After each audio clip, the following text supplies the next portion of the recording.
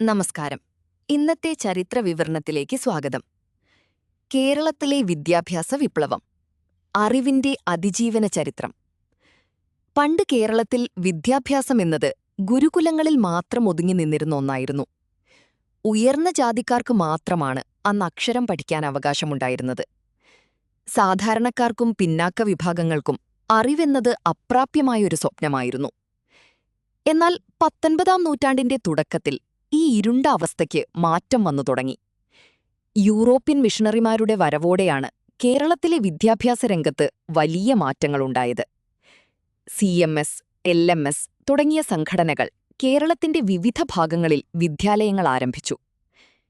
1817 തിരുവിതാംകൂർ ഭരിച്ചിരുന്ന റാണി ഗൗരി പാർവതിഭായി പുറപ്പെടുവിച്ച വിളംബരം ചരിത്രപരമായിരുന്നു. പൗരന്മാർക്ക് വിദ്യാഭ്യാസം നൽകേണ്ടത് ഭരണകൂടത്തിന്റെ കടമയാണെന്നവർ പ്രഖ്യാപിച്ചു. ഇതോടെ കേരളത്തിലെ ആധുനിക വിദ്യാഭ്യാസത്തിന്റെ അടിസ്ഥാനശില പാകപ്പെട്ടു. ജാതിമതഭേദമന്യേ എല്ലാവർക്കും പഠിക്കാൻ അവസരം ലഭിച്ചു തുടങ്ങി. 20-ാം നൂറ്റാണ്ടിന്റെ തുടക്കം സാമൂഹിക പരിഷ്കർത്താക്കളുടെ പോരാട്ടങ്ങളുടെ കാലമായിരുന്നു. വിദ്യ കൊണ്ട് സ്വതന്ത്രരാകുക എന്ന ശ്രീനാരായണ ഗുരുവിന്റെ സന്ദർശം കേരളീയ സമൂഹത്തിൽ വൻ ചലനമുണ്ടാക്കി.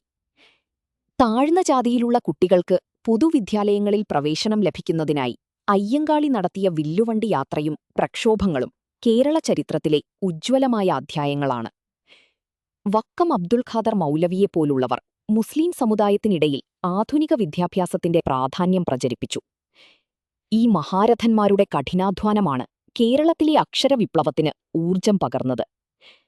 സ്വാതന്ത്ര്യാനന്തരം കേരള സംസ്ഥാനം രൂപീകൃതമായതോടെ വിദ്യാഭ്യാസ മേഖലയിൽ വൻ കുതിച്ചുചാട്ടം തന്നെയുണ്ടായി. 1957 പ്രൊഫസർ ജോസഫ് മുണ്ടശ്ശേരിയുടെ നേതൃത്വത്തിൽ കൊണ്ടുവന്ന വിദ്യാഭ്യാസ നിയമം വിദ്യാലയങ്ങളുടെ നിലവാരം മെച്ചപ്പെടുത്തുന്നതിനും അധ്യാപകരുടെ അവകാശങ്ങൾ സംരക്ഷിക്കുന്നതിനും സഹായിച്ചു. ഇന്ന് കേരളം ഇന്ത്യയിലെ ഏറ്റവും ഉയർന്ന സാക്ഷരതയുള്ള സംസ്ഥാനമായി തലയുയർത്തി നിൽക്കുന്നു. ഗ്രാമഗ്രാമാന്തരങ്ങളിൽ സർക്കാർ വിദ്യാലയങ്ങൾ ഉയർന്നുവന്നതോടെ അറിവിന്റെ വെളിച്ചം ഓരോ വീട്ടിലുമെത്തി.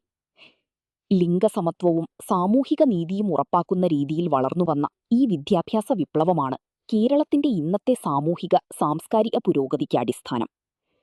വരും തലമുറകൾക്കായി ഈ അറിവിന്റെ പാരമ്പര്യം നാം കരുതിവെക്കണം. ചരിത്രപരമായ പ്രാധാന്യം.